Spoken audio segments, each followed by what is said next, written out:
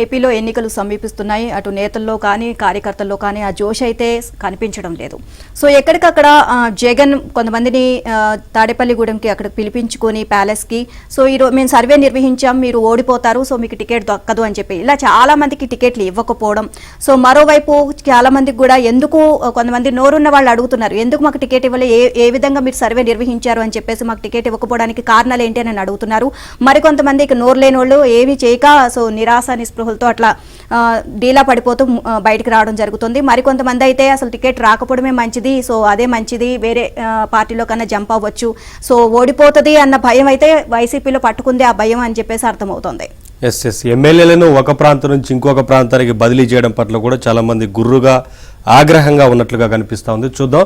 సార్వత్రిక ఎన్నికలకు ముంగిట అధికార పక్షం ఒక్కసారిగా డీలా పడిపోయింది. ఆ పార్టీ ముఖ్య నేతల నుంచి కార్యకర్తల దాకా ఎవరిలోనూ ఎన్నికల సంరంభమే కనిపించడం లేదు. అయితే వైసీపీ ఓటమి ఖాయమని ప్రజల్లో విస్తృత ప్రచారం జరుగుతుండడం, ఐపాక్ సొంత సర్వేలు అవే చెబుతుండడం, వాటి సాగుతో 33 మంది సిట్టింగ్లకు సీఎం జగన్మోహన్ రెడ్డి మొండి చేయి చూపడం వంటి పరిణామాలు నేతల్లో నిస్తేజానికి ప్రధాన కారణమని రాజకీయ వర్గాలు అంటున్నాయి. అలాగే కొందరు ఎమ్మెల్యేలను తాడేపల్లి ప్యాలెస్ కు పిలిచి ఈ దఫా మీరు ఓడిపోతున్నారు, టికెట్లు ఇవ్వనని తేల్చేస్తున్నారు. నోరున్న వాళ్ళు నిలదీస్తున్నారు, లేని వాళ్ళు ఉసూరుమంటూ బయటకు వస్తున్నారు. అయితే క్షేత్రస్థాయి పరిస్థితి చూశాక టికెట్లు రాకపోవడమే మేలనుకుంటున్నారని ఉన్నారు.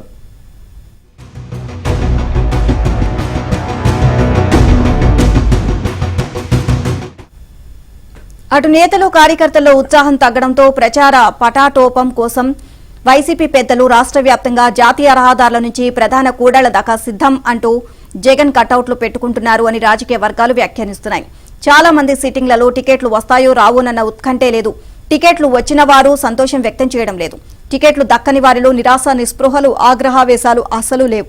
ఇక ప్రకటించిన జాబితాలో చోటు దక్కించుకున్న వారు నియోజకవర్గంలో విస్తృతంగా పర్యటిస్తున్న దాఖలాలు పెద్దగా కనిపించడం లేదు.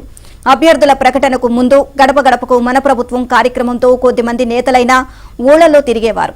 ఇప్పుడు ఆ కార్యక్రమం ముగిసిపోవడంతో కొత్త ఇన్ఛార్జీలు గ్రామాల్లో ప్రచారానికి ఇంకా దిగలేదు.